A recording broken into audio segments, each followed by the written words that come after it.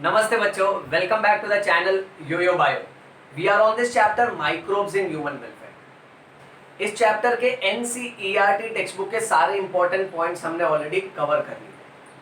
अब इस लेक्चर से हम लोग एक्स्ट्रा पॉइंट्स धीरे धीरे और कवर करते जाएंगे, जहां आज के लेक्चर में हम बात करने वाले हैं सीवेज ट्रीटमेंट की। किस तरह से माइक्रोब्स यानी किस तरह से अलग अलग माइक्रो ऑर्गेनिज्म गंदे पानी को साफ करने के लिए काम आते हैं। अच्छा, सीवेज ट्रीटमेंट प्लांट, इसमें प्राइमरी ट्रीटमेंट, सेकेंडरी ट्रीटमेंट, इसका भी डिटेलिंग एनसीईआरटी टेक्स्ट बुक से हम लोग ऑलरेडी कर चुके हैं। मैं उम्मीद करता हूं आपने वो सारे वीडियोस देखे हैं। अगर आपने वो सारे वीडियोस नहीं देखे हैं तो बच्चों आप जाइए इस चैनल के प्लेलिस्ट में और वो सारे वीडियोस को सीक्वेंस में देख लो। ओके, सो दैट अब इस लेक्चर में हम लोग बचे कुछ एक्स्ट्रा पॉइंट्स कवर कर पाएंगे बेटा। ओके, अब पहला एक्स्ट्रा पॉइंट ये रहेगा कि सीवेज के अंदर, गंदे पानी के अंदर बीमारी पैदा करने वाले जो जंतु होते हैं वो कौन सी बीमारी पैदा कर सकते हैं। सो अगर हमको एमसीक्यू में अलग अलग ऑप्शंस आएगा, सो कौन से डिजीज को हमको ध्यान में रखना है। So that is point number 1। Sewage water contains causative agents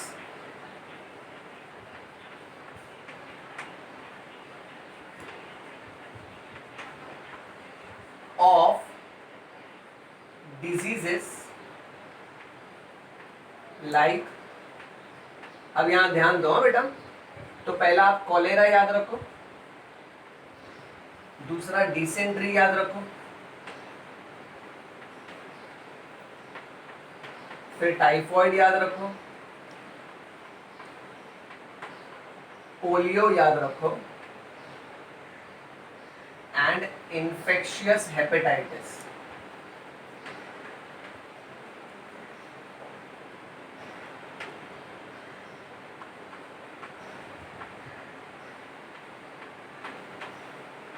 okay, चलो अब ये सारी बीमारी का नाम है ना, दिमाग में बैठा लो। कॉलेरा कैसा है ना, कॉलेरा डाइजेस्टिव सिस्टम का इन्फेक्शन है जिसमें बहुत लूज मोशन होता है बेटा। अगर आप मेडिकल स्टूडेंट हैं तो याद रखो, राइस वाटरी स्टूल, चावल का पानी होता है ना वैसा एकदम स्टूल पास होता है टिपिकली। ओके, एनीवेज इतना डिटेलिंग एक्सपेक्टेड नहीं है, खाली बीमारी का नाम याद रखो।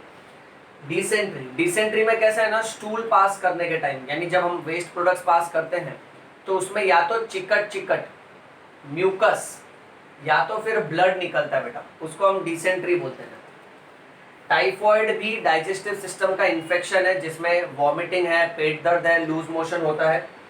Polio, polio it enters through contaminated food and water, पर ये फिर नसों को तकलीफ देता है जिसके वजह से तुमने देखा होगा एक पैर पतला और छोटा हो जाता है, क्योंकि पैर के जो न्यूरॉन्स होते हैं, ओके, उसके जो माइलिन शीट होते हैं उसमें जाकर ये इन्फेक्शन पैदा करता है, इसलिए इसका पूरा नाम है पोलियोमाइलाइटिस, जहाँ आइटिस का मतलब होता है इन्फ्लेमेशन और माइल का मतलब माइलिन शीट।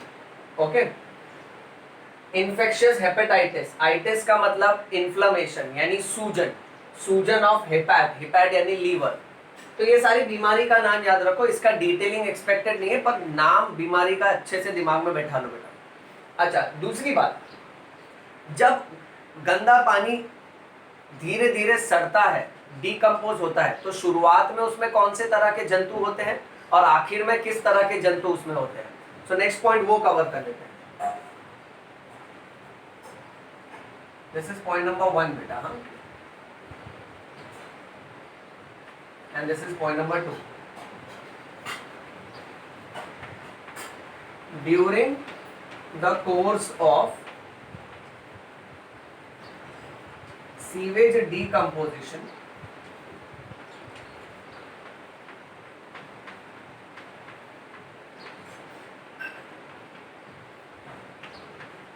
शुरुआत में firstly it contains strict aerobic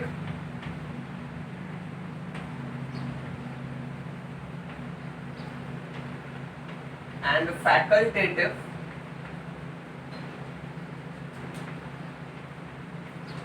anaerobic microbes। शुरुआत में एरोबिक और फैकल्टेटिव एनेरोबिक माइक्रोब्स होते हैं और आखिर में उसके बाद स्ट्रिक्ट एनेरोबिक माइक्रोब्स होते हैं, स्पेशली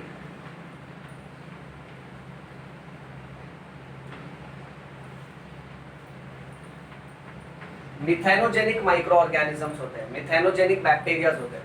अब इसमें ना छोटी छोटी बात पे हम ध्यान देते हैं। शुरुआत में वो गटर के पानी में, गंदे पानी में जितने भी बैक्टीरियाज होंगे ना, वो सब के सब एरोबिक होंगे या तो फिर फैकल्टेटिव एनेरोबिक होंगे। So firstly aerobic and facultative anaerobic microbes predominate.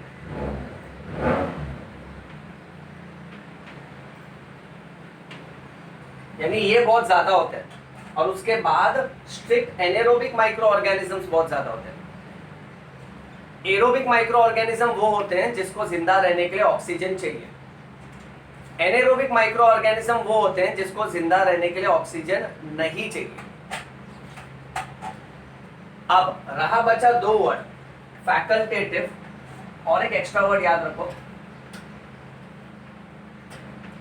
Obligate.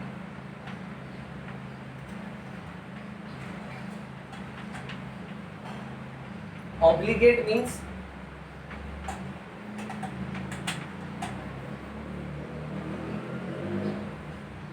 Means compulsory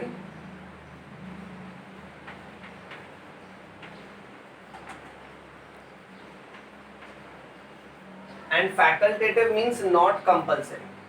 अब मेरी बात ध्यान से सुन बेटा। तो कैसा होता है ना, ऑब्लिगेट एरोबिक भी होते हैं, ओके, ऑब्लिगेट एनेरोबिक भी होते हैं, फैकल्टेटिव एरोबिक भी होता है और फैकल्टेटिव एनेरोबिक भी होता है बेटा। ओके, ऑब्लिगेट यानी कंपल्सरी। अगर मैंने बोला कोई बैक्टीरिया ऑब्लिगेट एरोबिक है यानी कंपल्सरली वो एरोबिक है, यानी कंपल्सरली उसको जिंदा रहने के लिए ऑक्सीजन चाहिए, मतलब चाहिए। वैसे अगर किसी को बोला ऑब्लिगेट एनेरोबिक यानी कंपल्सरली वो एनेरोबिक है, यानी कंपल्सरली उसको जिंदा रहने के लिए ऑक्सीजन नहीं चाहिए। और ये जो ऑब्लिगेट वाले होते हैं ना, जैसे ऑब्लिगेट एरोबिक है तो उसको जिंदा रहने के लिए ऑक्सीजन चाहिए, उसको अगर ऑक्सीजन नहीं दिया ना तो मर जाएगा। ऑब्लिगेट एनेरोबिक कंपल्सरली उसको ऑक्सीजन नहीं चाहिए, उसको ऑक्सीजन दे दिया ना तो मर जाएगा, वैसा होता है बेटा। फैकल्टेटिव यानी नहीं रहेगा तो भी चलेगा। अब मैंने बोला फैकल्टेटिव एरोबिक यानी ऑक्सीजन नहीं रहेगा ना तो फिर भी चलेगा, it will work as anaero under anaerobic conditions बेटा। ओके, सो ये एक बेसिक वर्ड याद रखो, facultative means not compulsory, obligate means compulsory बेटा। ओके, नेक्स्ट,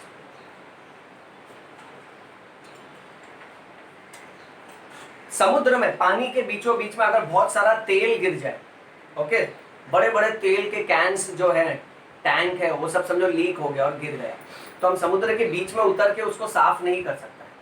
सो उसको साफ करने का एक मस्त तरीका है,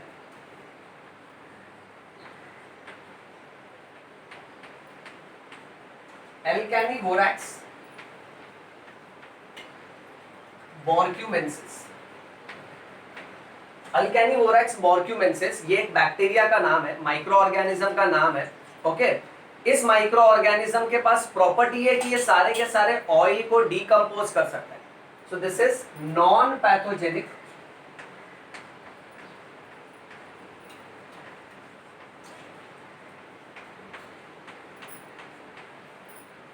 ऑयल ईटिंग माइक्रो ऑर्गेनिज्म।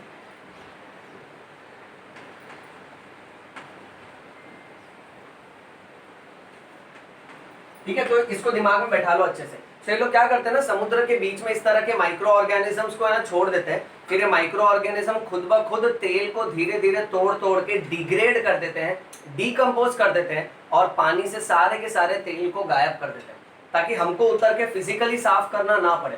क्योंकि तुम सोचो जैसे इंडियन ओशन, पैसिफिक ओशन, उसके बीच में अगर तेल गिर गया तो वहां जाके वापस उसको साफ करना बहुत ही मुश्किल काम है बेटा।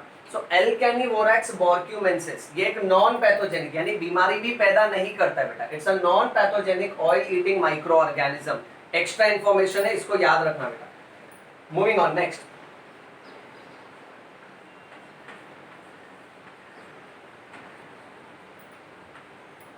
सीवेज वाटर में 99.5 से लेकर 99.9% पानी होता है और 0.1 से लेकर 0.5% ऑर्गेनिक और इनऑर्गेनिक कंपाउंड्स होते हैं। ये इंफॉर्मेशन बाय हार्ट कर लो।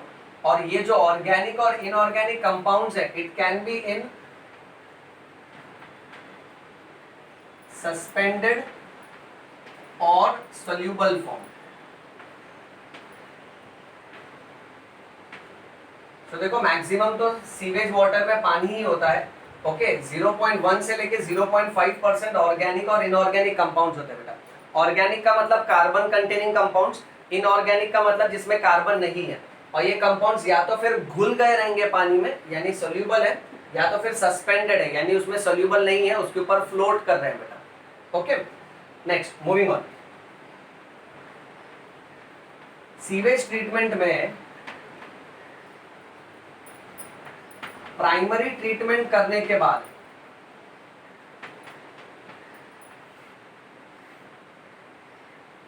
50 to 70%, प्राइमरी ट्रीटमेंट करने के बाद 50 to 70% वेस्ट सेटल हो जाता है नीचे और 30 to 40%, there is 30 to 40% reduction in the number of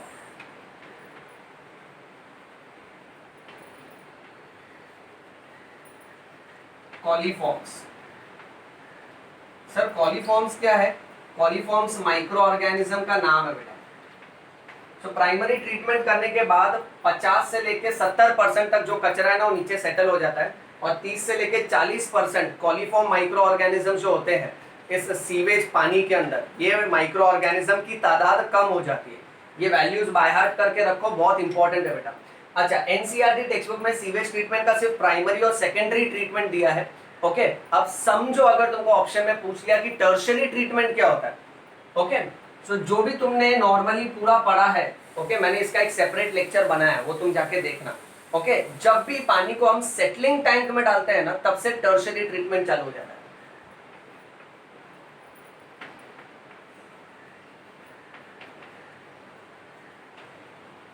तो टर्शियरी ट्रीटमेंट में बचा कुचा पानी को कौन से टैंक में डाला जाता है बेटा? सेटलिंग टैंक में। तो यहां से जो प्रोसीजर चालू होता है ना that is for tertiary treatment, बाकी सब कुछ सेम है बेटा। Okay, next, then now let us cover some extra points regarding biogas. अब बायोगैस के ना दो तरह के मॉडल बहुत फेमस है। Okay,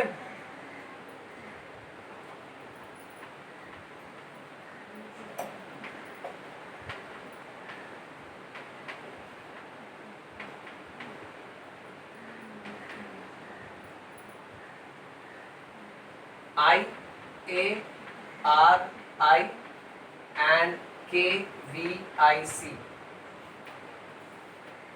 Indian Agricultural Research Institute, Khadi and Village industries Commission. NCERT text book में ये दिया है, खाली ये याद रखना कि ये दोनों ने जो वेराइटी बताया है इस तरह का बायोगैस प्लांट होना चाहिए, वो ही अक्सर सब जगह फॉलो किया जाता है बेटा। Khadi village industries commission, I repeat, Khadi village industries commission, Indian agricultural research institute. Okay, so ये दोनों मॉडल्स बहुत फेमस है। नेक्स्ट, बायोगैस प्लांट में जो डाइजेस्टर, जो टैंक का हम लोग इस्तेमाल करते हैं ना, ओके, वो डाइजेस्टर या तो ईंट का बना होता है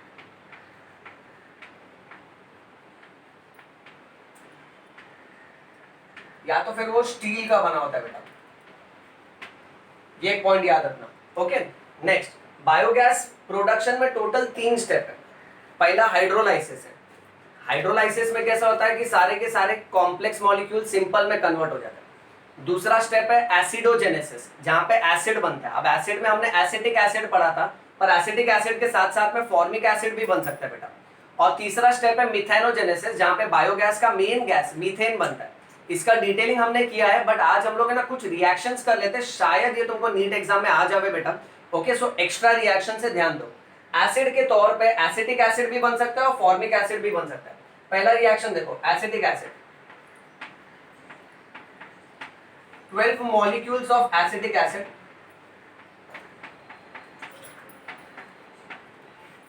gives us 12 molecules of methane and 12 molecules of carbon dioxide gas.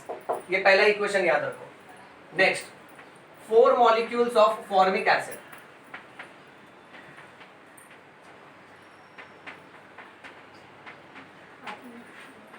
gives us methane, 3 molecules of carbon dioxide and water molecule.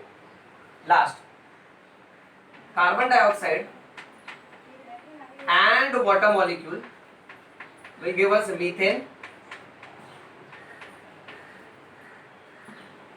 and 2 molecules of water. Let us see the balancing part. Here we have 2 oxygen, here we have 2 oxygen, hydrogen is 8, 4 hydrogen and 4. Yes, yes. So carbon dioxide can react with hydrogen so as to form methane and water. अच्छा, main इसमें ये याद रख कि acetic acid से भी तुझे biogas मिल रहा है, बायोगैस यानी मीथेन, और फॉर्मिक एसिड से भी तुझे बायोगैस मिल रहा है, दैट इज मीथेन। सो ये इक्वेशंस इंपॉर्टेंट है बेटा, आप लोग इसका स्क्रीनशॉट ले लो, फोटो ले लो। क्लियर?